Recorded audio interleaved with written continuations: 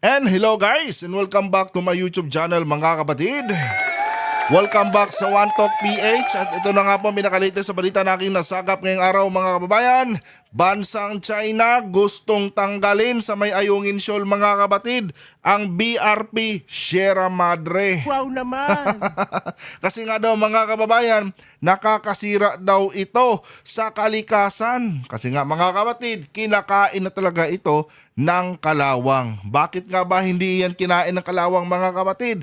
Nung kapanahunan nga, kasi ni former President Duterte, pinasok niya sa kompromiso, no, pinasok niya sa isang kasunduan na kung saan nakompromiso ang BRP Sierra Madre. Kasi nga, according doon sa kanilang gentleman's agreement mga kababayan, bawal kumpunihin ang BRP Sierra Madre. Tapos ngayon mga kapatid, ginagawang palusot yan ng bansang China na di umano dapat nang tanggalin yan dahil nakakasira yan, no, sa karagatan dyan sa may Ayungin Shoal. At sa ibang balita pa mga kababayan, ito napakaganda ng ginawa ng bansang Taiwan dito mga kapatid at bansang Japan dahil nga mga kababayan pinalagan nila ang mga barko ng China na pumasok sa kanilang teritoryo. Wow naman! Sana all mga kapatid pumapalag. At yan po ang ating mga pag-usapan ngayon mga kababayan. Pero bago ang lahat mga kapatid, huwag kalimutang mag-subscribe at pakilike ang ating video para i-share pa ni YouTube sa iba pang hindi pa nakakapanood. Ito guys, panoorin muna natin ang balitang ito. We will not give up that ship. It is an indication of the government stand. It is the mandate of the AFP to ensure the integrity of the national territory. Tama. Nanindigan ng Philippine Navy na hindi nito aalisin ang nakasadsad na BRP Sierra Madre sa Ayungin Shoal. At walang karapatan ang China mga babayan na utusan tayo sa kung anong dapat gawin natin dyan sa ating barko na nakasadsad sa may Ayungin Shoal. Dahil unang-una sa lahat mga kapatid, teritoryo ng Pilipinas yan, may papel yan na sa atin yung area na yan, yung teritoryo na yan, sa atin yan. May papel pong nagsasabi na itong sinadsaran ng barko ng BRP Sierra Madre ay teritoryo ng Pilipinas. Therefore, mga kababayan, wala silang karapatan na utusan tayo kung ano ang dapat gawin dyan sa barko na yan. Tuloy. Sagot ito sa bagong panawagan ng China na dapat alisin ng Pilipinas ang barko na umano'y pinanggagalingan ng polusyon na nakasisira sa coral reef ecosystem sa Ayungin Shoal na tinatawag na Renai Reef ng China. Nakakasira daw mga kababayan sa coral reef diyan sa karagatan ng Ayungin Shoal. Yung pollution daw na dala ng BRP Sierra Madre kasi nga kinakalawang na ito mga kapatid. Kung hindi ba naman tanga itong bansang China mga kababayan, talagang gaguhan ang gusto nila Kung titingnan natin mabuti mga kapatid, napakalinaw po ng tubig. Kitang-kita pati ilalim ng tawag dito, pati ilalim ng dagat, 'di ba? Ang nakakasira mga kababayan, ito talaga ang totoong nakakasira, Ang nakakasira po diyan sa karagatan natin sa may West Philippine Sea ay yung ginagawang dredging nitong bansang China na kung saan mga kapatid, dinudurog nila yung ating mga coral reef. Yan ang totoong nakakasira mga kapatid. Pero itong BRP Sierra Madre, kahit sabihin natin kalawangin na yan, kitang-kita naman mga kababayan na wala namang kung titingnan natin dito mga kapatid, kitang-kita naman na malinaw yung tubig ng dagat. Kitang-kita pati ilalim. 'Di ba? Pati yung mga bato. So paano kaya nila nasabi mga babayan na nakakasira ito sa mga coral reef? Ang totoong nakakasira yung dredging nila na kung saan mga kababayan namamatay lahat ng mga corals diyan dahil dinudurog nila. 'Di ba? Kunwari pa itong China na concerned di umano sa kalikasan mga kababayan. Pero kung tutuusin, sila ang kumbaga sila ang pinakadahilan mga kapatid kung bakit nag-iiba yung ating kwan dito ngayon, yung ating temperatura, yung ating kumbaga yung climate change sa tinatawag, sila ang nagpapalala sa tinatawag na climate change to the point na umaabot na tayo ngayon mga kababayan no ng I think 50 degrees Celsius no na heat index tuwing summer dahil nga mga kapatid lumalaki na kasi ang butas ng ozone layer natin. Bakit kamo? Itong bansang China ba naman kasi mga kababayan, pinaka-polluted po 'yan no na lugar na bansa sa buong Asia kung hindi ako nagkakamali mga kapatid dahil sa dami ng kanilang mga factory dyan na kung saan nagpo-produce ng pollution. 'Di ba? Sila po 'yan mga kapatid ang pinakadahilan. No? Tapos itong BRP Sierra Madre natin ngayon, kini-question nila. 'Di ba? Napakaliit lang na barko 'yan ikumpara mo no sa inyong bansa na puro factory, puro pollution. 'Di ba? To the point na pati yung mga sakahan ninyo, pati yung mga tawag nito yung mga bukirin na pinagtataniman nila ng mga palay, no, hindi na tumutubo. Kasi nga mga kababayan, maging yung kalupaan nila sobrang polluted na po. No? At sila po ang isa sa mga dahilan mga kababayan kung bakit sobrang lala na ng tinatawag nating climate change ngayon. No? Na meron ng mga namamatay sa sobrang init dahil nga mga kababayan, no, yung ginagawa ng bansang China ay grabing paninira po sa ating kalikasan. Tapos ngayon mga kababayan, akala mo kung sinong concern pagdating no sa ecosystem, pagdating sa nature. 'Di ba? Halatang plastikan eh. Dapat no, itong China kasi mga kapatid, wala sa kanila yung practice what you preach. 'Di ba? Wala sa kanila, hindi sila niniwala sa ganyan. Iba yung sinasabi nila, iba din yung ginagawa nila. Ganon ang bansang China mga kababayan. Tuloy. Sa Ayungin Shoal na tinatawag na Rena Reef ng China. Last week, the Armed Forces to the Chief of Staff released a statement informing everybody that we have to be very careful about foreign malign influence, about the wrong narratives being given out by the Chinese Communist Party. This is one such false narrative. The AFP... Alam niyo mga babayan, ginagawa lang nilang palusot yan para matanggal yung BRP Sierra Madre dyan sa may West Philippine Sea, sa may Ayungin. Kasi nga mga kapatid, di ba, inaagaw nila yung ating teritoryo. Ngayon, pag tinanggal natin yan, wala na tayong tanda. Kumbaga mga kababayan, itong BRP Sierra Madre, mga muhon natin yan Di ba? Alam niyo ba sa lupa, dapat may, di ba, dapat may nilalagay ng mga muhon dyan bilang tanda kung hanggang saan yung lupa mo. Sa atin naman, no, bilang kasi nga nahihirapan tayong maglagay ng mga kung anong mga structure diyan. Ang ginawa natin yung BRP, yung mga lumang barko nilang natin, ang ginawa nating muhon diyan. So ngayon pag tinanggal natin yan mga kapatid, no, mas lalo tayong malalagay niyan sa kompromiso dahil wala na tayong palatandaan kung hanggang saan yung ating teritoryo. No? Yan ang gustong gawin ng bansang China. Tanggalin yan. Nang sa ganun mga kababayan, no, mawalan tayo ng rason, mawalan tayo ng claims diyan. Ganun pa man mga kababayan, no, kung tutuusin kahit tanggalin natin yan, meron na nasusukat pa rin naman yan at meron naman tayong papel na pinanghahawakan na yung Ayungin Shoal na yan ay bilong po yan sa teritoryo ng Pilipinas. Tuloy. We will remain committed to ensuring our sovereignty and sovereign rights remain intact in the West Philippine Sea through the conduct of RORE missions for BRP Sierra Madre. Ang dapat gawin talaga dyan mga kapatid, ano, kung ako lang ang masusunod mga kababayan, pwede naman natin tanggalin yan.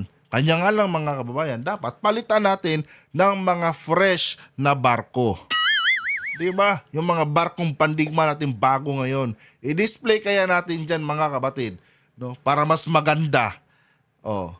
Ngayon, pwede natin sampalin ang China dyan. Oh. Tingnan nyo, tinanggal na namin pero may pinalit kami. Barkong pandigma.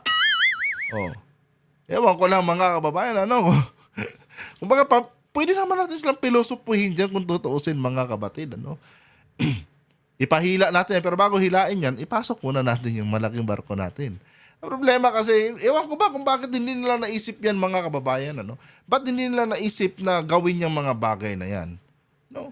Tayong mga civilian, mga kabatid, ang dami na natin naiisip na mga idea na pwedeng gawin dyan. Diba? Tapos, ang pinagtataka ko lang talaga itong mga opisyal natin, bakit kayo nila naiisip yung mga ganyang bagay? Di ba? Noon, tulad nung nakaraan, nag-announce ang China na manghuhuli na sila. I-implementa nila yung batas nila sa loob ng ating teritoryo. Imbes na tawag dito, paghandaan natin yon, ang ginawa natin, naghanda nga tayo, pero bilang depensa. Hindi natin pinaghandaan yung pagpasok nila.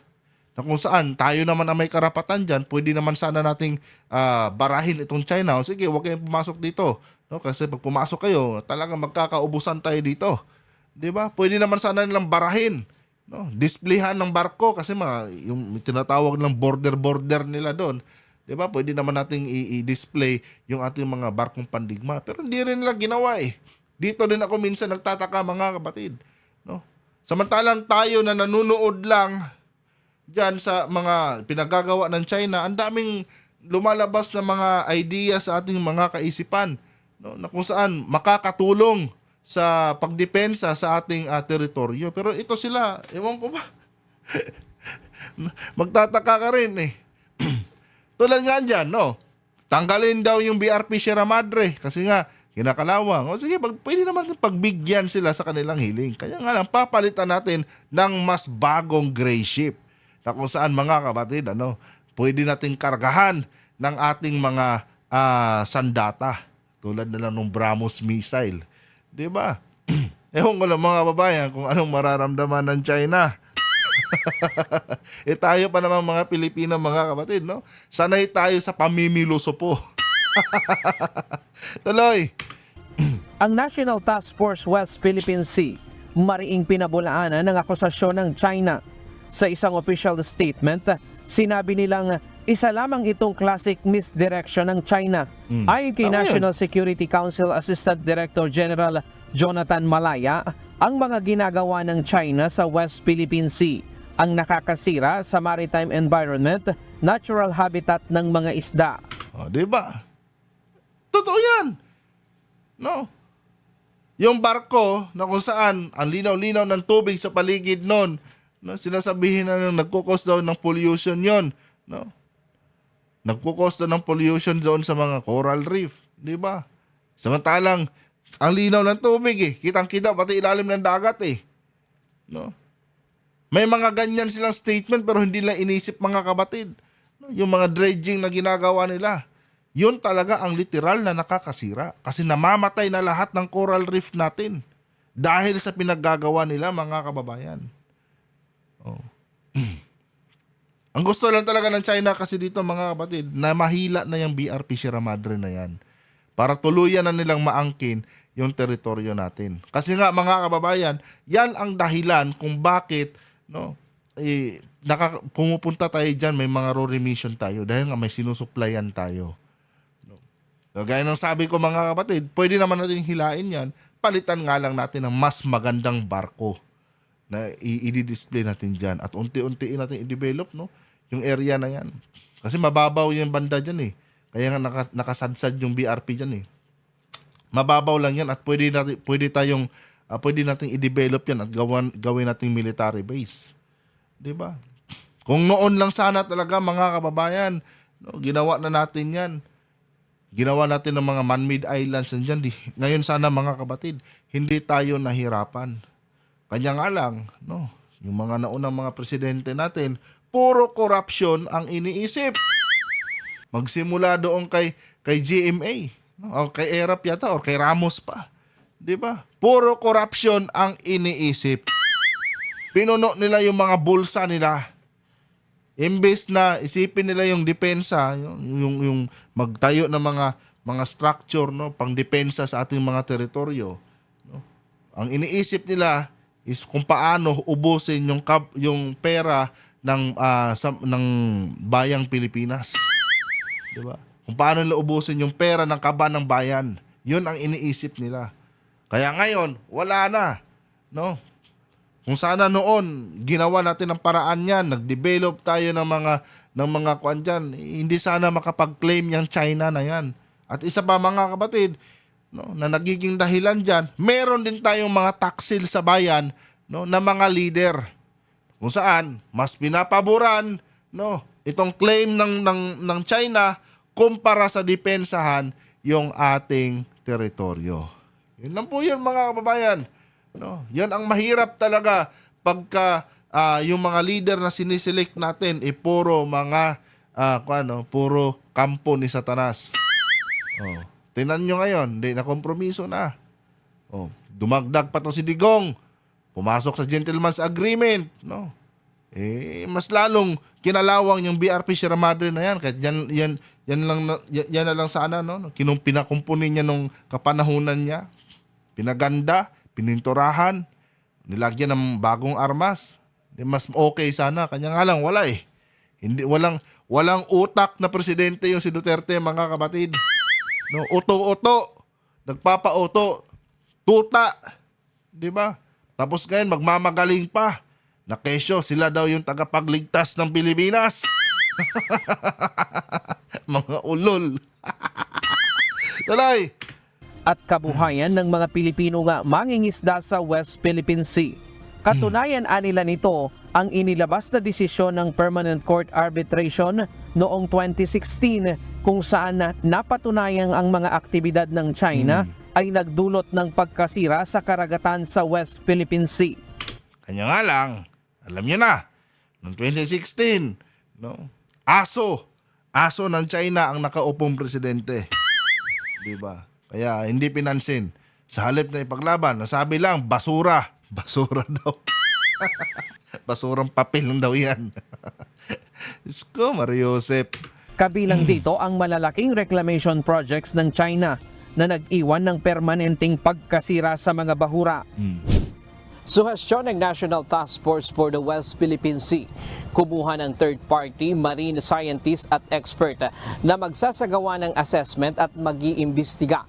Alam niyo mga kapatid, nagsasawa na ako sa mga ganyang bagay. Kukuha ng mga marine expert, di ba? Hindi yan ang kailangan natin dyan Ang kailangan natin dyan, no, mga barkong pandigma po. Hindi yung kung anong mga marine expert. Alam na natin, given na yan na nasira na yan. Kasi sinira na nga yan ng mga taga-China Given na yan. Hindi yan ang kailangan natin. Ang kailangan natin ngayon, barkong pandigma na magbabantay dyan. Di ba? Puro kayo marine expert. Ano bang kayang ibigay niyan? Mag-ulat lang sa atin na sira na yung mga karagatan natin, yung mga corals na sira na. Di ba? Yan lang ang kayang ibigay niyan. No? Wala yang maitutulong, no, sa pagtatanggol sa ating teritoryo. Wala yan. That is bullshit. That's nonsense. Nonsense yan, kapatid. No? Ang kailangan natin dyan, barkong pandigma na i-display natin dyan. Wala, kulang tayo Kaya tayo binabastos, kaya pinapasok ng basa-basa ng mga Chinese. Wala tayong nakadisplay mga barko dyan Di ba? Tapos mahina tayong umaksyon pag pumapasok sila. Walang ganap, no? Nalalamyaan ako, mga kababayan. Sa totoo lang, nalalamyaan ako O, tingnan niyo 'tong ginawa ng bansang mga kapatid. Bansang Taiwan at Japan, no? Sa ginagawa sa mga barko ng China. Tingnan niyo kung paano sila mag-react dito, mga kababayan. Sa dagat naman ng Isla ng Kinmen na kontrolado ng Taiwan, nag-radio challenge ang Taiwan Coast Guard sa barko ng China Coast Guard kahapon. 4 na Coast Guard vessel ang ipinadala ng Taiwan para bantayan ang 4 na Chinese ship. Di ba? Napakaliit na bansa ng Taiwan, mga kababayan. Ayon sa Taiwan, Tingnan nyo, mga kapatid, napakaliit na bansa ng Taiwan. No? Pero ni minsan, mga kababayan, hindi sila nakaramdam ng takot dito sa dambuhalang bansa na ito. 'Di ba? Wala silang takot dito. Nung makita nila ang mga barko ng China, pumalag sila. No? Sinundan nila, binantayan nila, mga kapatid. Tayo, walang ganon. Wala tayong ganon, mga kababayan. Hindi tayo marunong umaksyon. O tingnan nyo ang nangyari sa Palawan, di ba? Halos isad-sad na ng bansang China yung kanilang mga destroyer at iba't ibang klaseng warship nila doon na dumaan diyan sa may Palawan. Halos isad-sad na nila sa kalupaan ng Palawan. Wala tayong ginawa. Pero tingnan nyo, Taiwan, mga kapatid, binuntutan pa. Oh. Hindi sila takot. 'Di ba? Paano tayo mga Pilipino? Mga uto-uto. Nauto kay ni Digong. 'Di ba? Palibhasa kasi mga utak galunggong eh. Oh. Napakaliit ng Taiwan mga kababayan pero hindi duwag, hindi natatakot mga kapatid at sobrang lapit pa nila sa bansang China niyan. Oh, 'di ba? Naniniwala sila sa kanilang kakayanan eh, no? Para sa kanila hindi wala yan sa laki, no? Wala yan sa laki, kundi sa paninindigan talaga yan. Sana yan din ang gawin natin. No? Sa atin kasi dito, putya, ilang beses na, halos lang mga balita na naririnig natin. May pumasok na pinakamalaking monster ship ng China. O, gaya ng sabi ko sa inyo, gawin nila yan sa ibang bansa. 'Di ba? Tulad nito. O, gawin nila yan. Ewan ko lang kung hindi sila magkakagulo. O dito may action agad eh. Tayo, wala. Tuloy. Defense Ministry. 66 na Chinese military aircraft ang na-detect nila sa paligid ng Taiwan sa nakalipas na 24 oras. Kahapon, mahigit 30 naman ang na-detect na aircraft patungo Western Pacific para umano sa joint training kasama ang Shandong aircraft carrier ng China. Ayon sa Defense Ministry ng Japan itong Martes, namataan ang aircraft carrier ng China 500 kilometers mula sa isa ng Miyako sa Okinawa, Japan. Tingnan nyo anong ginawa ng Japan dito mga kababayan ha. Dumaan din ito sa Balintang Channel na naghihiwalay sa Batanes at Babuyan Islands, ayon sa Defense Minister ng Taiwan. Wala pang pahayag ang Defense Ministry ng China, pero umalma ang China sa pagpasok naman ng isang Navy destroyer ng Japan sa territorial waters ng China sa Zhejiang Province itong July 4. O, di ba? Di ba? Ang galing ng sagot ng China. Anong Japan, mga kabatid? No. Ang galing ng sagot ng Japan. Oh, pumasok yung mga aircraft carrier ng China doon banda sa malapit sa kanilang teritoryo, sinagot ng Japan. And take note guys, maliit lang din na bansa ang Japan ha, compare sa China. Oh. Anong ginawa ng Japan mga kababayan? Dinaanan din ng kanilang mga warship yung teritoryo ng China. Oh. Sinagot nila. Yun ang sagot doon mga kabatid. Oh. Kasi nga mga kababayan, hindi sila takot na banggain ang bansang China. No? Wala silang pakialam kung malaking bansa ka. 'Di ba? Ang kailangan kasi dito mga kabatid, tibay ng loob. Oh. Tayo wala eh. Putya. 'Di ba?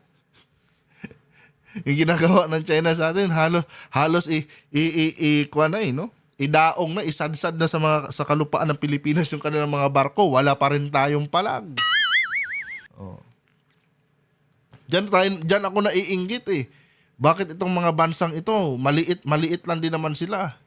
No, maliit lang din naman sila. Pero bakit kaya ang tapang-tapang nila? Kung padamihan lang ng tao, mga kababayan, mas maraming tao ang Pilipinas. Kumpara dito sa Japan at Taiwan.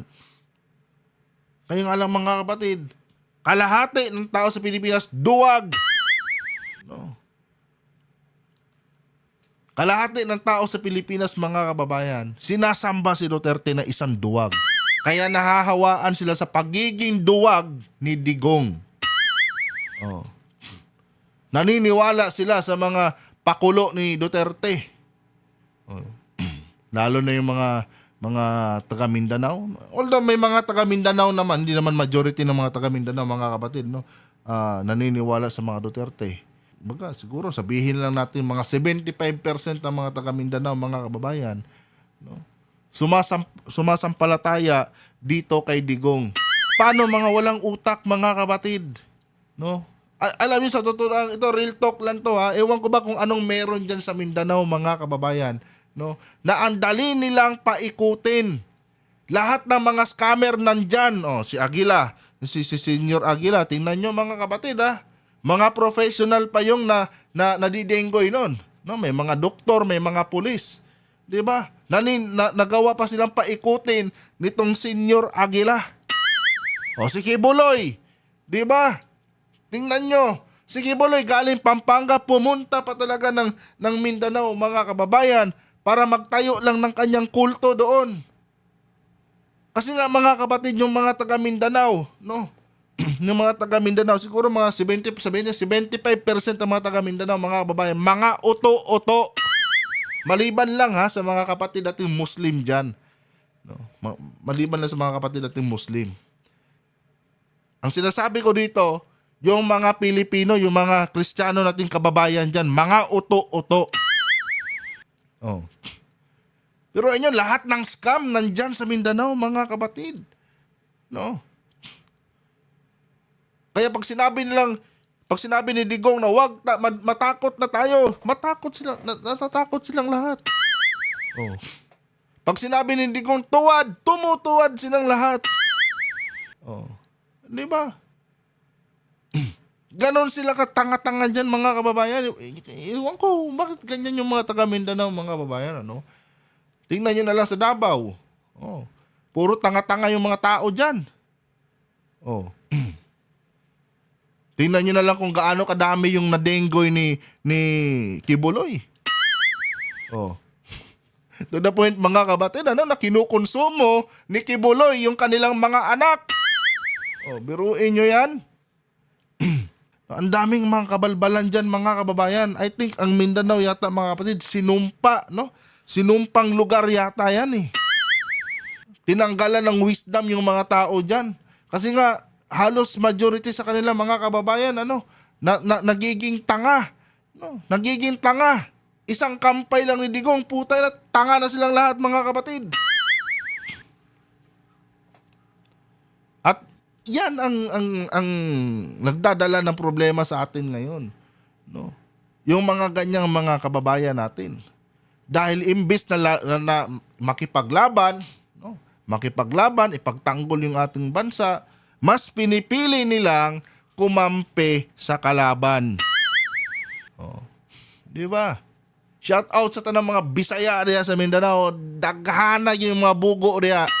Totoo na yung mga bugo mo. Di ba? Pila ra ka buok, no? Maihap para na maihap para kung pila ka buok ang may utok diha, no? Mailhan mo. Alam niyo mga kababayan, malalaman niyo kung may utak yung isang taga Davao, no? Kasi hindi niya sinusuportahan si Duterte. Pero pag once itong mga taga Davao na ito or taga somewhere dyan sa Mindanao, sinusuportahan si Digong, mga kapatid, isang palatandaan niya na walang utak na klaseng Pilipino yan. Diba? Nagpapadenggoy kasi sila kay Duterte, mga kababayan, ano? Nagpapadenggoy sila. Hindi nila alam na inuuto lang sila ni Digong. No? O tingnan niyo to, Japan, no? Japan, Taiwan, napakaliit na bansa niyan. Diyos ko, napakaliit na bansa niyan, mga kapatid, pero pumapalag. Matapang. Hindi na basta-basta nitong bansang China. Samantalang tayo, ang dami-dami natin dito sa Pilipinas, mga kababayan, iilan lang ang handang makipaglaban para ipagtanggol ang bayan. Yung iba, puro na duwag. Ko, tuloy. Sa ulat ng Japanese media, batay sa kanilang sources, pumasok ng walang paalam sa China ang barko na nagmomonitor ng Chinese missile exercises sa East China Sea. Iimbestigahan daw ang kapitan ng barko na hindi pa malinaw kung ano ang intensyon. Natakot ang China.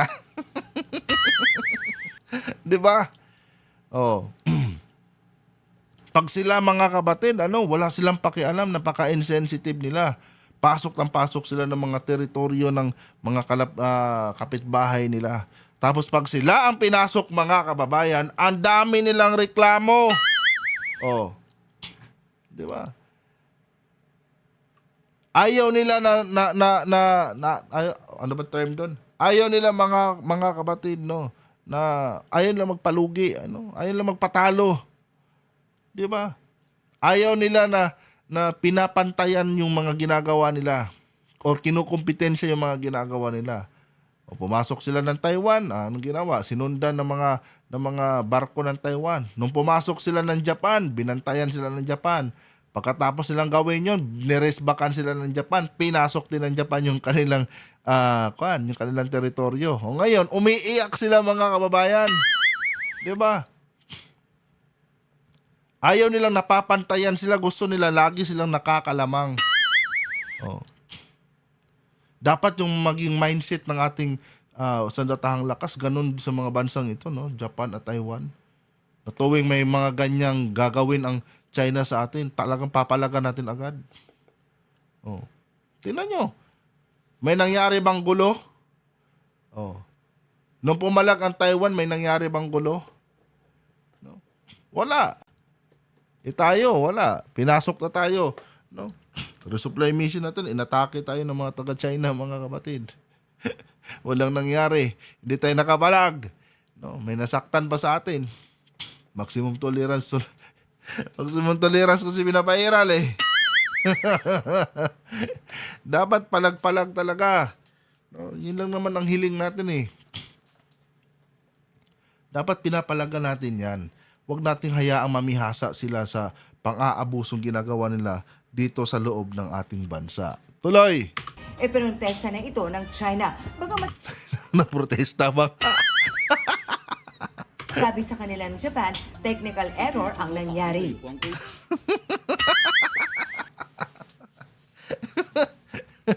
Technical error lang ha. Yan talaga. Ako mga kapatid, niwala ba kayo ng technical error? Yan talaga yun. No? Kumbaga, sinagot lang ng Japan yung kanilang ginawa. Pumasok sila sa area ng Japan na may dala-dalang mga dala-dalang mga aircraft carrier nila. O dinalhan din sila ng Japan ng kuan. Dinalhan din sila ng Japan ng kanilang mga barkong pandigma doon mismo sa loob ng kanilang teritoryo. 'Di ba? Ayaw magpatalo ng Japan eh. No. Pero tutuusin mga kababayan, sobrang liit lang din ng Japan, no? Ng bansang Japan kumpara sa China. In terms of military mga kapatid, no? Military counts, no? Ng mga personnel, mas di hamak na sobrang liit lang ng Japan kumpara sa China. Pero hindi sila takot mga kababayan, ano? Nag-display pa nga nag-flex pa nga ng kanilang mga barkong pandigma sa bakuran pa mismo ng China. Samantalang tayo mga kapatid, wala. Ewan ko ba, no? Binubuli lang tayo. 'Di ba? Dinadaan-daanan lang tayo, kinakaya-kaya lang tayo ng China. Kasi nga maraming Pilipinong duwag eh. Tapos, mga uto-uto ang mga Pilipino, especially yung mga taga Mindanao. Hanggang dito lang ang video na ito mga kababayan. Ano? Kung nagustuhan niyo po ating content, huwag kalimutan mag-subscribe at pakilike yung ating video para i-share pa ni YouTube sa iba pang hindi pa nakakapanood. Hanggang dito na lang. Adios.